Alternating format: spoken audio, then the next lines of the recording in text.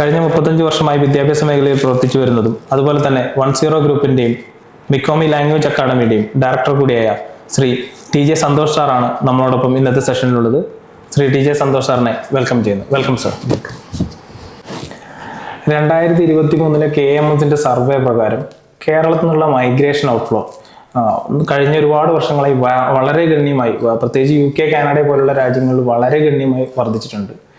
ഈ അടുത്ത കാലത്താണ് ജപ്പാൻ അതിലേക്ക് ഇൻട്രൊഡ്യൂസ് ചെയ്യപ്പെട്ടത്. അതുപോലെ തന്നെ സാർ പുതിയൊരു കോഴ്സിന്റെ ഇൻട്രൊഡക്ഷനും ആയിട്ടാണ് നമ്മളിവിടെ വന്നിട്ടുള്ളത്. ജപ്പാനിലേക്കുള്ള ഒരു പ്രോഗ്രാം എന്നുള്ള രീതിയിൽ certified diploma in gerontology and paediatric care എന്ന് പറഞ്ഞിട്ട്, എന്താണ് സാർ ആ കോഴ്സിന്റെ റെലവൻസ് ഇന്നത്തെ കേരളത്തിലെ കുട്ടികൾക്ക്, അല്ലെങ്കിൽ എന്താണ് അതിന്റെ ഇന്നത്തെ റെലവൻസ് എന്ന് പറയാമോ? ഓരോ പുതിയ കോഴ്സ് നമ്മൾ ഇൻട്രൊഡ്യൂസ് ചെയ്യുമ്പോൾ അത് ഫ്യൂച്ചറിസ്റ്റിക് ആണോ എന്ന് നോക്കണം. അത് ഡ്യൂറബിലിറ്റി ഉണ്ടോ, ആ കോഴ്സ് കുറേ നാളത്തേക്ക് നിലനിൽക്കുമോ എന്നുള്ളത് നമ്മൾ പരിശോധിക്കേണ്ടതാണ്. ഈ diploma in gerontology and paediatric care എന്ന് പറയുന്നൊരു കോഴ്സ് വളരെ ഫ്യൂച്ചറിസ്റ്റിക് ആയിട്ടുള്ള കോഴ്സാണ്. ഇനിയുള്ള നാളുകളിൽ അതിൻ്റെ ഔട്ട്കം വളരെ നന്നായിരിക്കും. കാരണം ആ ഒരു കോഴ്സ് കംപ്ലീറ്റ് ചെയ്യുന്നവർക്ക് ആഗോളതലത്തിൽ വമ്പിച്ച ഡിമാൻഡ് ഉണ്ടാവും. അതുപോലെ തന്നെ ഇന്ത്യയിലും കേരളത്തിലും ആ കോഴ്സിന് വളരെയേറെ ഡിമാൻഡ് ഉണ്ടാവുന്ന ഒരു കോഴ്സാണ്. കാരണം ആ കോഴ്സ് ഡിസൈൻ ചെയ്തിരിക്കുന്നത് പ്രായമായവരുടെ സൈക്കോളജിക്കലായിട്ടുള്ള പരിചരണം, അവരുടെ ശാരീരികവും മാനസികവുമായ ഉന്മേഷത്തിന് വേണ്ട നോളജ് ആ നഴ്സിംഗ് കെയറിന് വരുന്ന വിദ്യാർത്ഥിക്ക് ഇമ്പാർട്ട് ചെയ്യാൻ പറ്റുന്ന രൂപത്തിലാണ് ആ സിലബസ് ഡിസൈൻ ചെയ്തിരിക്കുന്നത്. പ്രായമായവരിൽ ഉണ്ടാകുന്ന ശാരീരികവും മാനസികവുമായ പ്രശ്നങ്ങളെ എങ്ങനെ കൈകാര്യം ചെയ്യണം എന്നുള്ളതാണ് ഈ കോഴ്സ് വളരെ സവിസ്തരം പഠിപ്പിക്കുന്നത്. ആ കോഴ്സ് കഴിയുന്ന ഒരാളെ സംബന്ധിച്ചിടത്തോളം വളരെ നന്നായി ഓൾഡ് ഏജ് ഹോമുകളിൽ അവരെ പരിചരിക്കാൻ വേണ്ടി കഴിയും, അല്ലെങ്കിൽ സീനിയർ കെയർ സെൻറ്റേഴ്സിൽ അവരെ നല്ല രീതിയിൽ അവർക്ക് പരിചരിക്കാനുള്ള ഒരു പ്രാവീണ്യം നേടി പുറത്തിറങ്ങും ആ കുട്ടികൾ. അപ്പോൾ അത് ഇന്ന് ലോകമെമ്പാടും നേരിട്ടുകൊണ്ടിരിക്കുന്ന വലിയൊരു പ്രശ്നം ഈ സീനിയർ കെയർ എങ്ങനെ മാനേജ് ചെയ്യണം എന്നുള്ളതാണ്. വിദേശ രാജ്യങ്ങളിലും യൂറോപ്യൻ രാജ്യങ്ങളിലും അത് വലിയൊരു പ്രയാസമാണ് പിടിച്ച സംഗതിയാണ്. അതുപോലെ തന്നെ ജപ്പാനും ഇന്ന് അതിൻ്റെ വക്കിലാണ്. ജപ്പാനിൽ ഭൂരിപക്ഷം ജനങ്ങളും സീനിയർ ആയിക്കൊണ്ടിരിക്കുകയാണ്. അതായത് ചെറുപ്പക്കാരുടെ എണ്ണം വളരെയേറെ കുറഞ്ഞിരിക്കുന്ന ഒരവസ്ഥയാണ്. അപ്പോൾ സീനിയർ കെയർ അവരെ സംബന്ധിച്ചിടത്തോളം ഗവൺമെൻറ് ഇനീഷ്യേറ്റീവ് എടുത്ത് ഗവൺമെൻറ് ഫണ്ട് ചെയ്ത് നടത്തുന്ന വളരെ വലിയ ഒരു ആസ്പെക്റ്റാണ് സീനിയർ കെയർ. ആ ഒരു മേഖലയിൽ diploma in gerontology and paediatric care course കഴിഞ്ഞ വിദ്യാർത്ഥികൾക്ക് വളരെയേറെ സാധ്യതകളാണുള്ളത്. Certified diploma in gerontology and paediatric care through Japanese language എന്നാണ് ക്യാപ്ഷൻ കൊടുത്തിട്ടുള്ളത്. എന്തുകൊണ്ടാണ് സർ ത്രൂ ജാപ്പനീസ് ലാംഗ്വേജ് എന്ന് പറയാൻ കാരണം? ഈ കോഴ്സ് പൂർണ്ണമായും ഡിസൈൻ ചെയ്തിരിക്കുന്നത് ജപ്പാനിലെ നഴ്സിംഗ് കെയർ, സീനിയർ കെയർ ആ തസ്തികകൾ ഫില്ല് ചെയ്യുന്നതിന് വേണ്ടിയിട്ടാണ്. ജപ്പാനെ സംബന്ധിച്ചിടത്തോളം ജപ്പാൻ സീനിയർ കെയറിലേക്ക് പോകണമെന്നുണ്ടെങ്കിൽ 3 കടമ്പകളാണ് പ്രധാനമായിട്ടുള്ളത്. ഒന്ന്, ലാംഗ്വേജ് ക്ലിയർ ആയിട്ട് പഠിക്കണം, നന്നായി ലാംഗ്വേജ് പഠിക്കണം. അതുപോലെ തന്നെ നഴ്സിംഗ് കെയറിൽ 2 പരീക്ഷകൾ അവർ എഴുതണം. ഒന്ന് ജപ്പാനീസ് ലാംഗ്വേജിൽ എഴുതണം, മറ്റൊന്ന് ഇംഗ്ലീഷിൽ എഴുതണം. അതിന് നഴ്സിംഗ് കെയറിന് ഒരു സിലബസ് ഉണ്ട്. ആ സിലബസിൽ ഏറ്റവും പ്രധാനം അത് നഴ്സിംഗ് കെയറിലുള്ള സിലബസ് ജപ്പാനീസ് ലാംഗ്വേജിൽ എഴുതുക എന്നുള്ളതാണ്. അപ്പം അത് ഫോക്കസ് ചെയ്തിട്ടാണ് ഈ സിലബസ് ഡിസൈൻ ചെയ്തിരിക്കുന്നത്. അതാണ് നഴ്സിംഗ് കെയർ നമ്മൾ ജപ്പാനീസ് ലാംഗ്വേജ് ത്രൂ എന്ന് എഴുതിയിരിക്കുന്നത്. കാരണം അത് ജപ്പാനീസ് ലാംഗ്വേജിലല്ലാതെ ഇംഗ്ലീഷിൽ മാത്രം പഠിച്ചാൽ പോരാ, അത് ജപ്പാനീസ് ലാംഗ്വേജുകളിലും ഈ എല്ലാ നഴ്സിംഗ് ടേംസും അവർ അറിഞ്ഞിരിക്കണം എന്ന് മാത്രമല്ല, അത് ജപ്പാനീസ് ലാംഗ്വേജിൽ ആ പരീക്ഷയും കൂടി എഴുതി പാസ്സായാൽ മാത്രമേ നമ്മൾ ജപ്പാനിലേക്കുള്ള എൻട്രി സാധ്യമാകൂ. സാർ, അതുപോലെ ഇത് ജപ്പാൻ താല്പര്യമില്ലാതെ നമുക്ക് ഇംഗ്ലീഷിൽ പഠിക്കാൻ പറ്റുന്ന അവസരമുണ്ടോ? ഇത് ഈ ഒരു കോഴ്സ് ഡിപ്ലോമ എന്ന് പറയുന്നത് നമുക്ക് ഇംഗ്ലീഷ് ലാംഗ്വേജിൽ പഠിച്ചത് കൊണ്ടെന്തെങ്കിലും സ്കോപ്പ് ഉണ്ടോ? എന്താണ് നിലവിൽ അതിൻ്റെ? തീർച്ചയായിട്ടും അത് ജപ്പാൻ ലാംഗ്വേജിൽ മാത്രമല്ല, നമുക്കത് ഇംഗ്ലീഷിലും ഈ diploma in gerontology and paediatric care നമുക്ക് പഠിക്കാം. കാരണം സീനിയർ കെയർ ഇന്ന് ലോകത്താകമാനം ഓപ്പർച്യൂണിറ്റി ഉള്ളൊരു കോഴ്സാണ്. അത് യൂറോപ്പിൽ ധാരാളം അവസരങ്ങളുണ്ട്. ഇസ്രായേലിലേക്ക് ധാരാളം മലയാളികൾ ഇസ്രായേലിലേക്ക് ഈ ആസ്പെക്റ്റിൽ പോകുന്നുണ്ട്. മാത്രമല്ല വളരെ നിയർ ഫ്യൂച്ചറിൽ അത് ഇന്ത്യയിലും കേരളത്തിലും ഏറ്റവും റിലവൻ്റ് ആയിട്ടുള്ളൊരു കോഴ്സായിട്ട് മാറും. അപ്പം അതുകൊണ്ട് ഈ കോഴ്സ് ഇംഗ്ലീഷിൽ ചെയ്യുന്നതിനും അതിന് ഇപ്പോൾ യൂണിവേഴ്സിറ്റി ഡിപ്ലോമയായിട്ട് അത് വരുന്നുണ്ട്. യൂണിവേഴ്സിറ്റിയുടെ അംഗീകാരമുള്ള സർട്ടിഫിക്കറ്റ് ഈ കോഴ്സുകൾക്ക് വരുന്നുണ്ട്. അപ്പാർട്ട് ഫ്രം നോർമൽ നഴ്സിംഗ്, എങ്ങനെയാണ് സാർ ഇത് ഒരു ഈ certified diploma in gerontology and paediatric care എങ്ങനെയാണ് വ്യത്യാസപ്പെട്ടിരിക്കുന്നത്? എന്തൊക്കെയാണ് അതിൽ വരുന്ന കാര്യങ്ങൾ? ഈ certified diploma in gerontology and pediatric care എന്ന് പറഞ്ഞ കോഴ്സിന്റെ പ്രത്യേകത ഒരു സീനിയർ ആയിട്ടുള്ള ഒരാളെ അവരുടെ സൈക്കോളജിക്കൽ, മാനസികവും ശാരീരികവുമായി അവരെ പരിചരിക്കുന്നു എന്നുള്ളതാണ്. കാരണം സീനിയർ ആയിട്ടുള്ള ഒരാളുടെ ഒരു എന്തെങ്കിലും ഒരു ശാരീരിക പ്രയാസം ഉണ്ടായാൽ ആ ശാരീരിക പ്രയാസം നിവൃത്തിയാവുന്നതോടുകൂടി അല്ല അതിനൊരു പരിഹാരം കണ്ടെത്തുന്നതോടുകൂടി അദ്ദേഹം ആ പഴയ സ്ഥിതിയിലേക്ക് റീഇൻസ്റ്റേറ്റ് ചെയ്യപ്പെടുന്നില്ല. മാനസികമായും കൂടെ അദ്ദേഹത്തിന് പരിചരണം ലഭിക്കുകയും അദ്ദേഹം അത് ഉൾക്കൊള്ളുകയും ആ ഒരു അവസ്ഥയിലേക്ക് മാറണമെന്നുണ്ടെങ്കിൽ മാനസിക പരിചരണം കൂടെ അത്യാവശ്യമാണ്. ഈ ജെറന്റോളജിയുടെ ആസ്പെക്ട് അങ്ങനെയാണ്. അത് സൈക്കോളജിക്കലായിട്ടുള്ള ഒരു അപ്രോച്ചാണ്, ഒരു ഹോളിസ്റ്റിക് അപ്രോച്ച്. ഒരു സീനിയർ കെയറിനെ ഒരു ഹോളിസ്റ്റിക് അപ്രോച്ചിലൂടെ അദ്ദേഹത്തെ റിക്കവർ ചെയ്തെടുക്കുക എന്നുള്ളതാണ് ഈ കോഴ്സിലൂടെ ഒരു വിദ്യാർത്ഥി പഠിക്കുന്നത്. സാർ, അതുപോലെ ഈ ഒരു കോഴ്സിന്റെ ഡിപ്ലോമ കോഴ്സിന്റെ സർട്ടിഫിക്കേഷൻ പാർട്സ് എങ്ങനെയാണ് വരുന്നത്? ഈ certified diploma in gerontology and pediatric care എന്ന് പറയുന്ന പർട്ടിക്കുലർ കോഴ്സ് UGC അംഗീകാരമുള്ള ഗ്ലോക്കൽ യൂണിവേഴ്സിറ്റിയുടെ സർട്ടിഫിക്കേഷൻ നിങ്ങൾക്ക് ലഭിക്കും. ഇത് ഒരു വർഷത്തെ കോഴ്സായിട്ടാണ് നമ്മൾ നടത്തുന്നത്. 11 മാസം കൊണ്ട് നമുക്കത് പൂർത്തിയാക്കാൻ കഴിയും. അതിനൊരു certification certified diploma in gerontology and pediatric care എന്ന് പറഞ്ഞൊരു സർട്ടിഫിക്കേഷൻ നിങ്ങൾക്ക് യൂണിവേഴ്സിറ്റിയുടെ UGC അംഗീകാരമുള്ള ഒരു യൂണിവേഴ്സിറ്റിയുടെ സർട്ടിഫിക്കേഷൻ നിങ്ങൾക്ക് ഈ കോഴ്സ് കഴിയുമ്പോൾ കിട്ടും. അത് പിന്നീട് നിങ്ങൾക്ക് ഇൻ്റർവ്യൂവിനും മറ്റ് പുറത്തേക്ക് പോകാൻ ആവശ്യമായ ഇൻ്റർവ്യൂവിനും അതുപോലെ തന്നെ അങ്ങനെയുള്ള പേപ്പർ വർക്കുകൾ നടക്കുന്ന സമയത്ത് നമുക്ക് സർട്ടിഫിക്കേഷൻ നൽകണം. ഏത് ഏജ് ഗ്രൂപ്പിലുള്ള കുട്ടികൾക്കാണ് സാർ ഇത് ഏറ്റവും അനുയോജ്യമായിട്ടുള്ളത് ഈ കോഴ്സ്? ഇതിന് സ്യൂട്ടബിൾ ആയിട്ടുള്ള ഒരു ഏജ് കാറ്റഗറി പറഞ്ഞു കഴിഞ്ഞാൽ 18 വയസ്സിനും 28 വയസ്സിനും ഇടയിലുള്ള കുട്ടികൾക്കാണ് ഇത് ഏറ്റവും കൂടുതൽ സ്യൂട്ടബിൾ ആകും.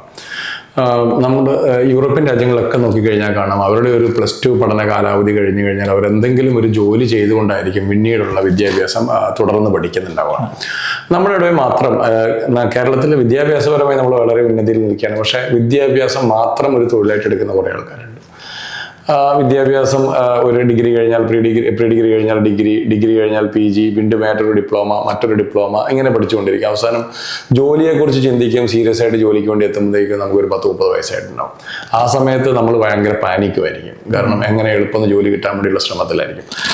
പക്ഷേ ഒരു +2 കഴിഞ്ഞ കാലം മുതൽ നമ്മളൊരു ജോലിയിൽ പ്രവേശിക്കുകയും ആ ജോലിയോടൊപ്പം തന്നെ പഠിക്കുകയും ചെയ്യുകയാണെങ്കിൽ പലപ്പോഴും നമുക്ക് നല്ല ജോലിയിൽ എത്തിപ്പെടാൻ വേണ്ടി കഴിയും.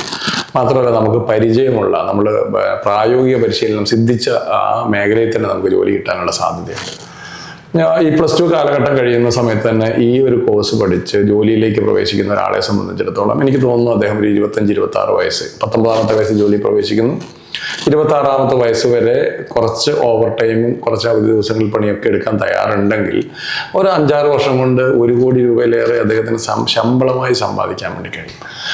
പലപ്പോഴും നമ്മുടെ വിദ്യാഭ്യാസ സിനോറിയയിൽ നമ്മൾ ഒരു നഴ്സിംഗ് ഒക്കെ പഠിക്കാൻ വേണ്ടി പിള്ളേരെ വിടും. ആ പിള്ളേരൊക്കെ കുട്ടികളൊക്കെ 25 വയസ്സ് കൊണ്ട് കോഴ്സ് കഴിഞ്ഞ് ഒരു വർഷത്തെ ട്രെയിനിങ് അത് കഴിഞ്ഞ് ജോലിയിലേക്കൊക്കെ എത്തിപ്പെടുമ്പോഴത്തേക്കും 26-27 വയസ്സാറുണ്ട്. 25 വയസ്സ് 26 വയസ്സ് കഴിഞ്ഞ് അത് പിന്നെ കല്യാണമായി, മാരേജായി. അപ്പോൾ ആ സമയം കൊണ്ട് ആ വിദ്യാർത്ഥി ആ വീട്ടിൽ ഏൽപ്പിക്കുന്ന സാമ്പത്തിക ആഘാതം എന്നൊക്കെ പറഞ്ഞാൽ 15-20 ലക്ഷമായിരിക്കും. പിന്നീട് ഈ കുട്ടി വരുമാനത്തിലേക്ക് എത്തിപ്പെടുന്നു, വരുമാനം കുട്ടിക്ക് ലഭിക്കുന്നു. പക്ഷെ ആ വരുമാനം ഒന്നും സ്വന്തം വീട്ടിലേക്ക് എത്തുന്നില്ല എന്നുള്ളതാണ് യാഥാർത്ഥ്യം. അത് കല്യാണം കഴിക്കുന്ന കുടുംബത്തിലേക്കാണ് പോവുക. അപ്പം ഈ ചെലവഴിച്ചത് മുഴുവൻ സ്വന്തം ആ കുട്ടിയുടെ അപ്പനും അമ്മയായിരിക്കും. ആ കുടുംബത്തിൻ്റെ സാമ്പത്തിക ആഘാതം അവർക്ക് വല്ലാതെ അവരെ വലയ്ക്കും.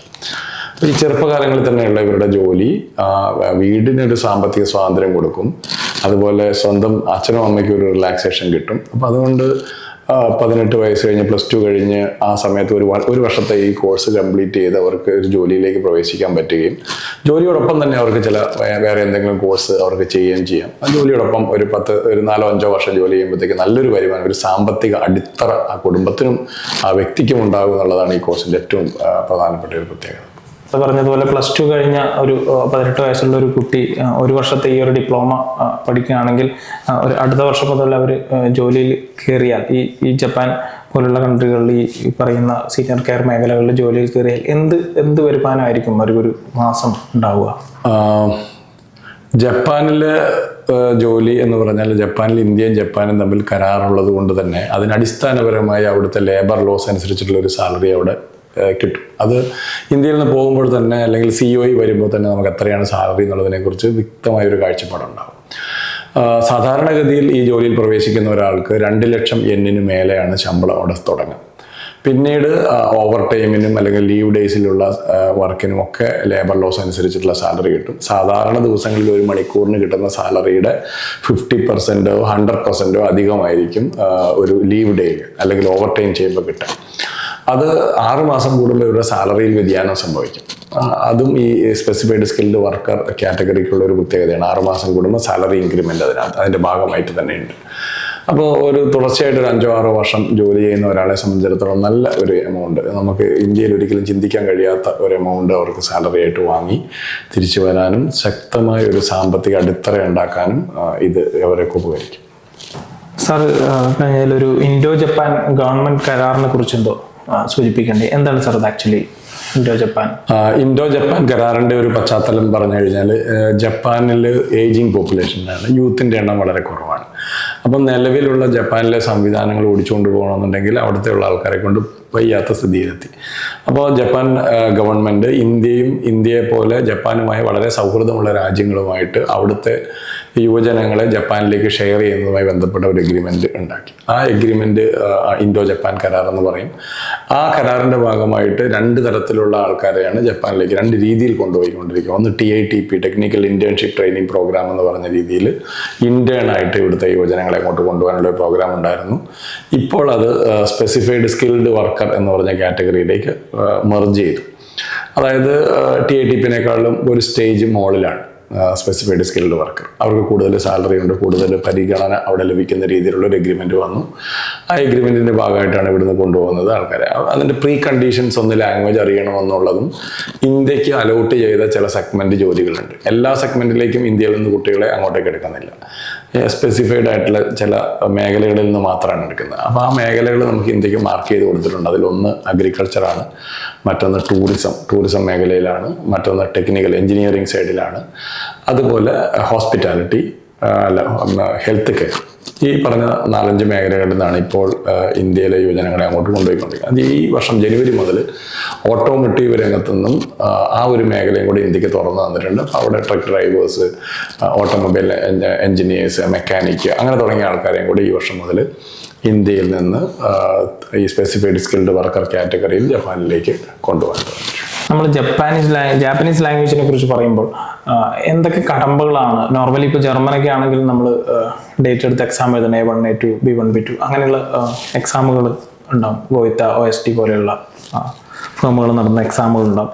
ജാപ്പനീസ് ലാംഗ്വേജിനെ ഡിപ്പെൻഡ് ആയിട്ട് എന്താണ് അതിൻ്റെ എക്സാമുകൾ? ജാപ്പനീസ് ലാംഗ്വേജിൽ പ്രധാനമായും 2 ഏജൻസികളാണ് പരീക്ഷ നടത്തുക. ഒന്ന് JFT, ജപ്പാൻ ഫൗണ്ടേഷൻ ടെസ്റ്റ് എന്ന് പറയും. JFT അതിൻ്റെ ടോട്ടൽ മാർക്ക് 250 ആണ്. അതിൽ 80% എങ്കിലും നമ്മൾ സ്കോർ ചെയ്യണം. അതായത് 200 മാർക്കെങ്കിലും നമുക്ക് സ്കോർ ചെയ്ത് കഴിഞ്ഞാൽ നമ്മൾ വിജയിച്ചു എന്ന് പറയാം. അതിൻ്റെ സ്കോറിംഗ് ലെവൽ 200 മാർക്കാണ്. 200 മാർക്ക് അതിന് ബെഞ്ച് മാർക്ക് എന്ന് പറയും. 200 മാർക്ക് കിട്ടിക്കഴിഞ്ഞാൽ ആ കുട്ടി ക്വാളിഫൈഡ് ആയി. അവർ ഏതെങ്കിലും ഒരു സ്പെസിഫൈഡ് സ്കില്ലിൽ ഏതെങ്കിലും സ്കില്ലും കൂടെ പഠിച്ചിട്ടുണ്ടെങ്കിൽ ജപ്പാനിലുള്ള പോകാനുള്ളൊരു ഇൻ്റർവ്യൂ അവർക്ക് അറ്റൻഡ് ചെയ്യാൻ വേണ്ടി പറ്റും. ഇനി ശരിക്കുമുള്ള ഒരു സ്റ്റാൻഡേർഡ് എക്സാമിനേഷൻ ഏതാണെന്ന് ചോദിച്ചു കഴിഞ്ഞാൽ അതിന് JLPT എന്ന് പറയേണ്ടി വരും. ജപ്പാൻ ലാംഗ്വേജ് പ്രൊഫിഷ്യൻസി ടെസ്റ്റ് എന്ന് പറയും. അതിന് 5 ലെവലുകളാണുള്ളത്. അതിൽ ആദ്യത്തെ ലെവൽ N5 എന്ന് പറയും. അതാണ് നമ്മൾ പ്രിലിമിനറി ആദ്യം നമ്മളൊരു വിദ്യാർത്ഥി പഠനം കഴിഞ്ഞാൽ എഴുതുന്ന ആദ്യത്തെ പരീക്ഷ N5 ആണ്. അപ്പോൾ ജപ്പാനിലേക്ക് വിദ്യാഭ്യാസ കാര്യങ്ങൾക്ക് വേണ്ടിയൊക്കെ പോകണം, നമ്മളൊരു കോഴ്സ് പഠിക്കാൻ വേണ്ടിയൊക്കെ പോകണം എന്ന് വിചാരിച്ചാൽ N5 മാത്രം ക്വാളിഫിക്കേഷൻ മതി. രണ്ടാമത്തെ ലെവല് N4 ആണ്. N4 പറഞ്ഞാൽ ഇപ്പോൾ നമുക്ക് ഒരു സ്പെസിഫൈഡ് സ്കിൽഡ് വർക്കർ കാറ്റഗറിയിൽ ഒരാൾ പോകാനുണ്ടെങ്കിൽ അവർ പ്രിഫർ ചെയ്യുന്ന ഒരു ലാംഗ്വേജ് ലെവൽ N4 ആണ്. N4 എങ്കിലും ഉള്ള ഒരു കുട്ടീനെ ഒരു ഇൻ്റർവ്യൂ ചെയ്യാൻ പരിഗണിക്കും, ജോലിക്ക് വേണ്ടി പരിഗണിക്കും. ഇനി അടുത്ത ലെവല് N3 ആണ്. N3 എന്ന് പറഞ്ഞാൽ നമുക്ക് ഈ സ്പെസിഫൈഡ് സ്കിൽഡ് വർക്കർ കാറ്റഗറി അല്ലാതെ സൂപ്പർ സ്കിൽ എന്ന് പറഞ്ഞൊരു കാറ്റഗറി. സൂപ്പർ സ്കിൽ കാറ്റഗറിയിൽ എഞ്ചിനീയേഴ്സാണ് പോകുന്നത്. കമ്പ്യൂട്ടർ എഞ്ചിനീയേഴ്സ്, മെക്കാനിക്കൽ എഞ്ചിനീയേഴ്സ്, എല്ലാ കാറ്റഗറിയിലുള്ള എഞ്ചിനീയേഴ്സിനും അവിടെ നല്ല സാധ്യതയുണ്ട്, നല്ല സാലറി ഉണ്ട്. അതിന് ഒരു എഞ്ചിനീയറിംഗ് കഴിഞ്ഞ ഒരാൾ അങ്ങോട്ടേക്ക് പോകണമെന്നുണ്ടെങ്കിൽ അവർ അടിസ്ഥാനപരമായി അവർ നോക്കുന്ന N3 ക്വാളിഫിക്കേഷൻ അവർക്കുണ്ടോ എന്നുള്ളതാണ്. N3 ലെവൽ എന്ന് പറഞ്ഞാൽ നന്നായി സംസാരിക്കാനും നന്നായി എഴുതാനും ഒക്കെ കഴിയുന്ന ഒരു ലെവലാണ് N3.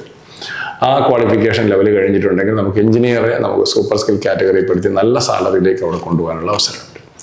പിന്നീട് N2, N1 എന്നൊക്കെ പറയും. നമ്മളിപ്പോൾ അവിടെ എന്തെങ്കിലും ലെക്ചർ ചെയ്യാനോ അവിടെ പഠിപ്പിക്കാനോ ഒക്കെ പോവുകയാണെങ്കിൽ നമ്മൾ N2, N1 ലെവലൊക്കെ പഠിച്ച് പാസ്സായിരിക്കും.